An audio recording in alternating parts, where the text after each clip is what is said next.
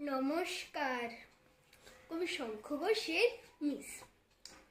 বাইরে এত লম্ফজম্প, ক্লাসে গেলে চুপ কেন সেটা জানতে কি চাও?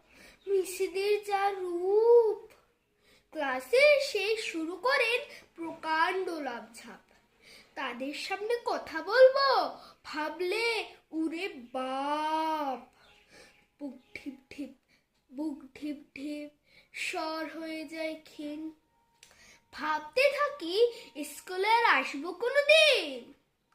তারপরে যেই পরে আবার স্কুলের বাইরে পা, তখন দেখি আর কিছুতেই মন তো লাগে না।